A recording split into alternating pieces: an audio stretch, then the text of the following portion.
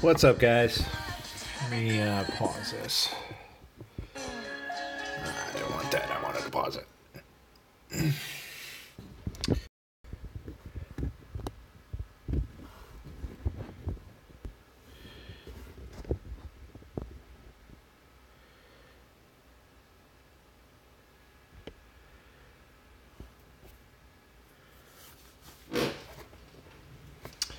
All right, guys. So today I'm going to do, I believe I'm the first person to do it. It's going to be a review on the brand new. See if I could get this focused. The Nespi Case Plus. Now, most of you guys do know what the Nespi case is. It's a pretty nice case. It does have a lot of issues with it. I do modify the normal Nespi cases to work properly and have almost no issues. But Retro Flag has decided to add a safe shutdown feature to their new case. That's what this plus means, and it does say right on top here. So it says functional power and reset buttons, and then functional LED power indicator, and then on the bottom there it says safe shutdown. So at least we got a safe shutdown incorporated in this. I don't believe it's got a voltage protector in it, which in my opinion, that's the most important thing here, is not having that voltage protector, because that makes everything inside the case vulnerable. So as you can see, I have it set up on my RetroPie, my image. So we're going to go ahead and set this up. Again, my apologies for, the different style of video I do. I don't cut my video. I don't do anything. I don't skip any steps. I try and keep everything there for you guys so you can see exactly how to do everything. So there's not... I go and I set this up and I show you guys that, hey, this is already set up, and go from there. And I give you links. No, I want to try and have you guys set it up from the get-go. So what we're going to do, obviously, first things first, after setting up your controls, you are going to go to the RetroPie menu, and you're going to connect to your... And then after you connect to your Wi-Fi, you're going to go into... Raspberry config, and we're going to enable SSH. So to do that, you're going to go down to interfacing options. My apologies if you guys can't really see that. The screen is a little bright right now. So we're going to go into that. It'll pop up another list of menus.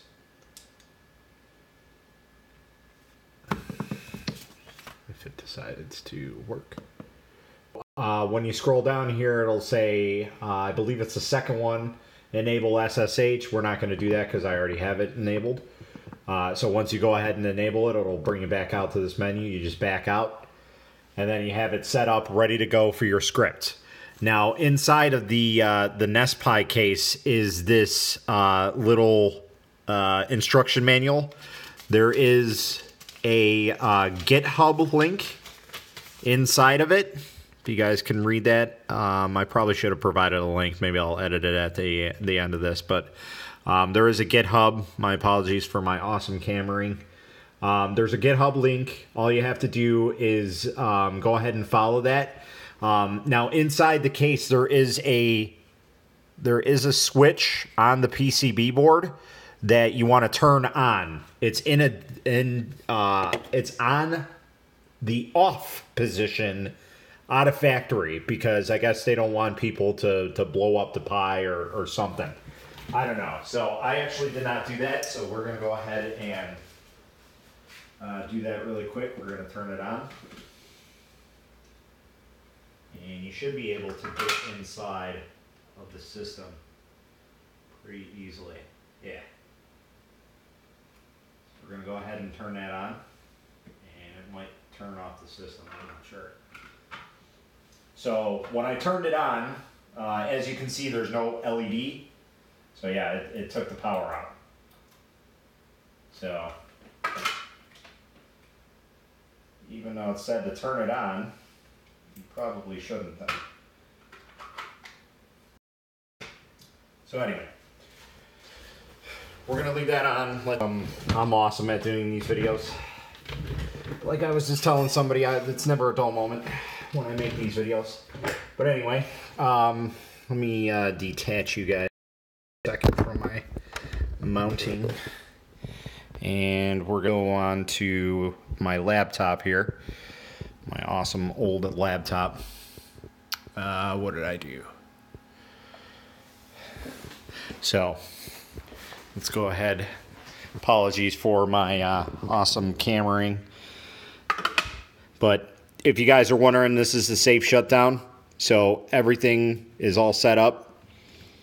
I must have pulled out the HDMI. But as you can see, there's different wires on it. The case does have some different things inside of it. But basically the setup is identical. Nothing has changed design of the case.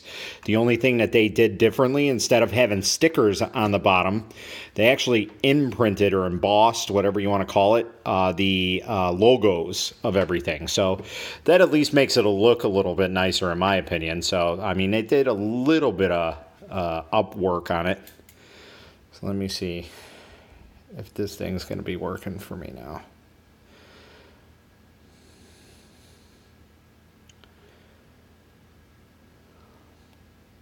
And I might have killed the pie. That's awesome.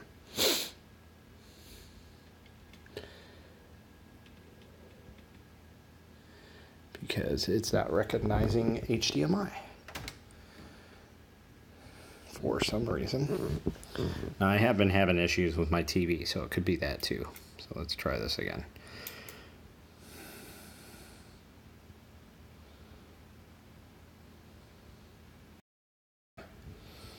Yeah, like I said, having issues with my TV. There we go, booting it back up. And we'll get that up and ready. I have my controllers set up, so we're ready to go. So, like I said, never a dull moment with my videos.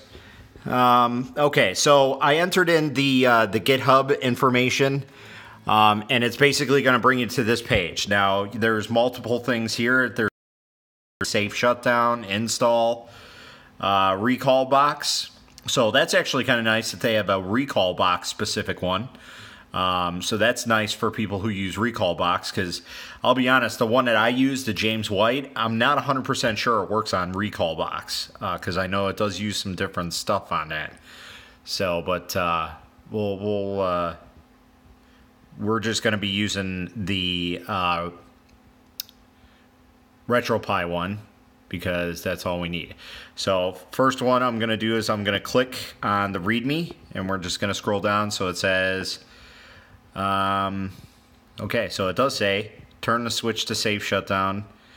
Make sure internet is connected. Press F4 to enter terminal. What we're actually going to do is I downloaded a program called Putty, as you can see right here. And all you have to do is just grab the IP address of your system and type it in. Mine is 0.36. And then hit enter. Now it's going to come up with this. It's your login is Pi, unless you change that. Password is Raspberry. That is the default password. Oh, I messed up. I hit a space.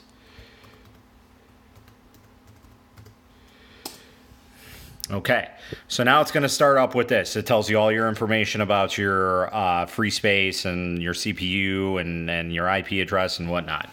So we're going to go ahead and leave that up. We're going to switch back to the page really quick.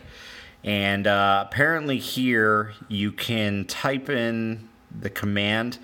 We're going to do the lazy way, and we're just going to copy it and go from there. Because I can never get that space that they have. This line right here, I can that part. I don't know why. So let's go ahead and copy. And to do is just right click and then hit enter. And it looks like it's going to install everything for us. I believe that's what it's doing. Looks like, yeah, it's installing Jesse. Okay, translation. So we're going to go ahead and let that run for a little bit. Again, my apologies. I don't have a speed up or anything, so this is in real time. I don't have all that fancy stuff that most of the YouTube guys have. So just bear with me, because I'm uber noob.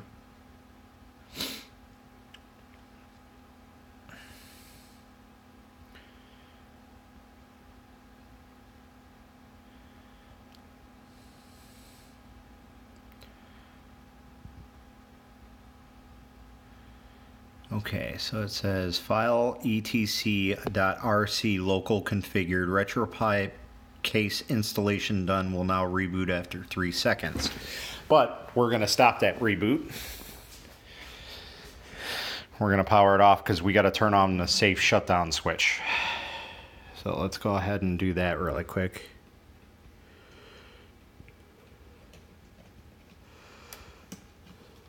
Okay, so now it's on. All right, so now it's booting up. Now we got an LED and everything. So now it should boot up just like normal. Let's wait for it.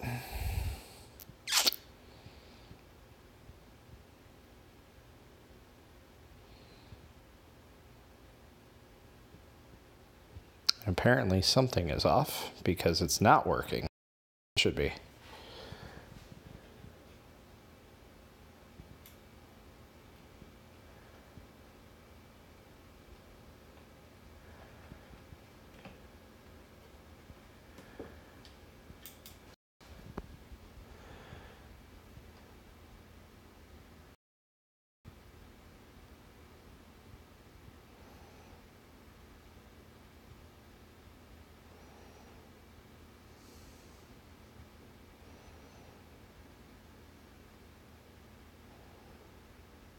And again, it could just be my TV because this the HDMI port on my TV is going bad. So again, my apologies for the interruptions in the smooth video that it should be.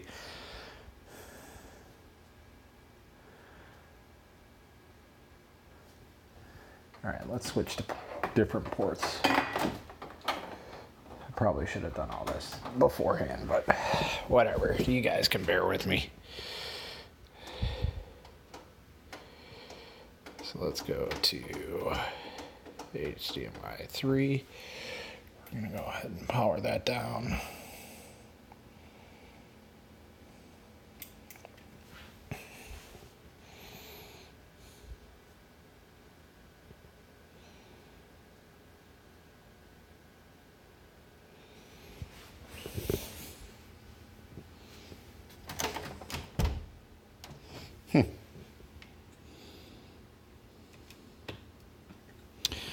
It would help if I had the HDMI plugged in all the way.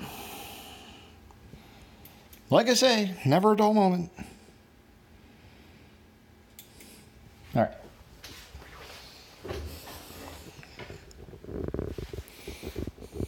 There we go. Awesome to be a super noob. Yay. Whoa, that's loud. Let's turn that down a bit.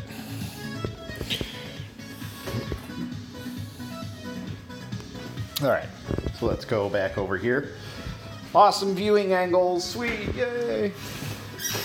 Everybody gets to see my basement, whoop.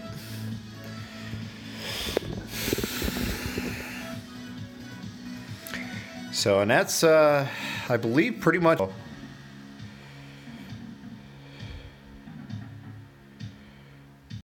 Actually, a very simple script, but again, my base is that it does not have a voltage protection on it. So if I don't have this hooked into like a surge protector or anything, and I happen to have an electrical storm around here, you know, the possibility of me destroying everything that's inside of that case plus the case, you know, is very good because you just don't have that voltage protection.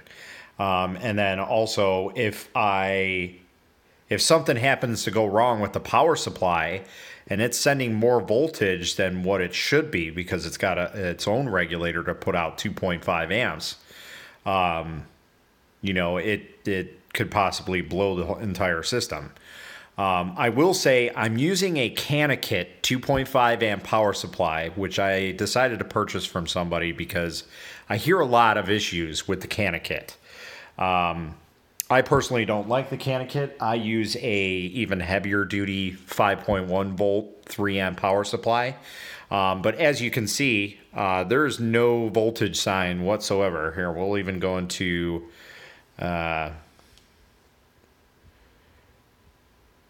So, yes, it does go that way. Anyway, so we're playing some videos right now. As you can see, there's no voltage. Here, let's actually go into a game. This is not overclocked. This is just a normal system. So I can't really test the overclock stuff because the one that is overclocked is on my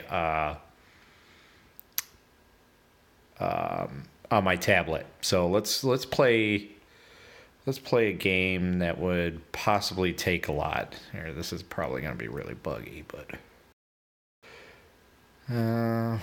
we'll do good old Twisted Metal. How about that? Ooh, I could do SF3. Yeah, you know what? Let's do SF3. I'll be honest, I don't even know if this works. I haven't even tested SF3 on PlayStation.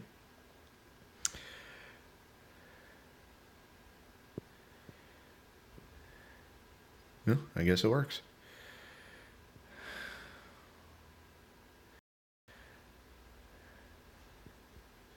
So as you can see, and it's perfectly fine. I know it's nothing spectacular that we're playing.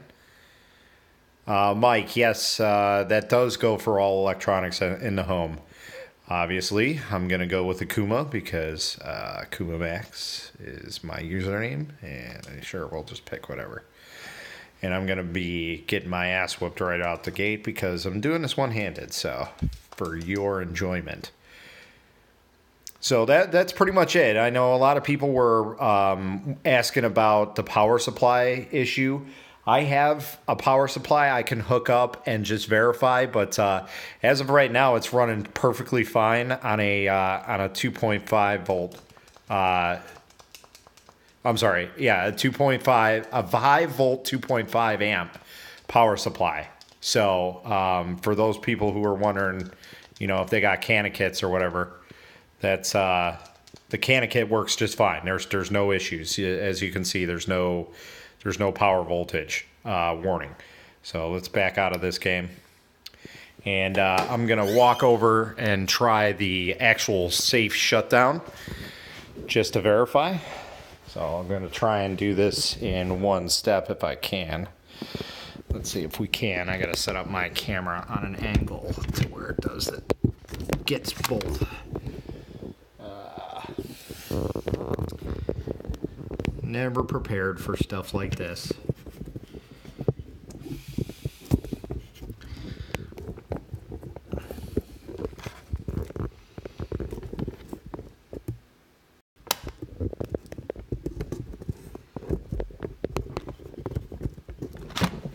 Let's put this back up over here so we could get some good angle on it.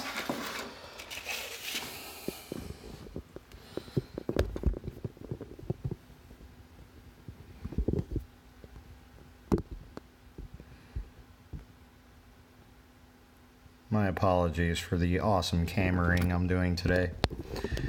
It's been a while since I've done a YouTube video, so I'm used to live videos where it's just stationary. But anyway, you guys can see that now. So we're going to try the reset really quick. So I'm going to press the reset button because I'm not sure if it adds a reset, like a safe shutdown for the reset as well. Like my cases, the James White modded cases that I do. So let's go ahead and try the reset really quick. So just keeping an eye on the indicator there. So it looks like it does do a soft shutdown for the reset as well. Power is continuous to it. And then it should be coming back online. Yep. And then we'll try the power and see how that works.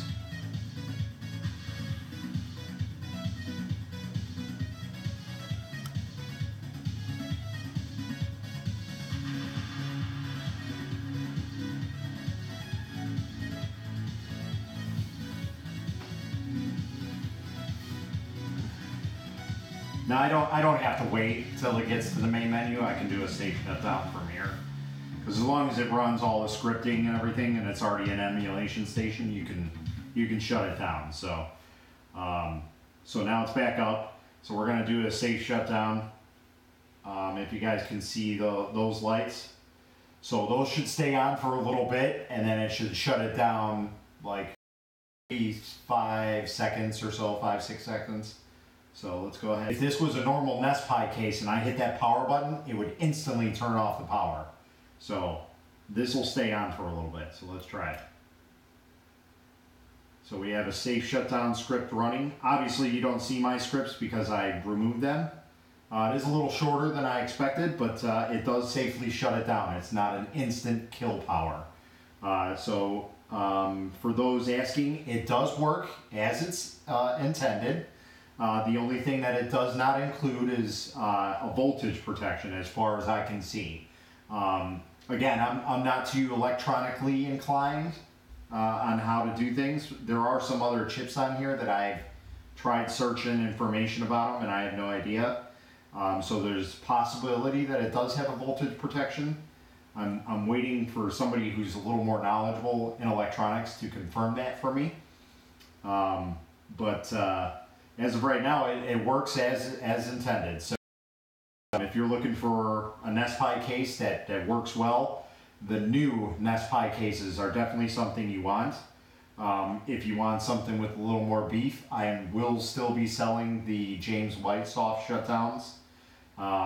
Those actually have the voltage protection for sure on them. And then also you can add a different script for the reset button. Like on my images, the reset button is set up in a way to where if you press the reset, it'll exit out of the game.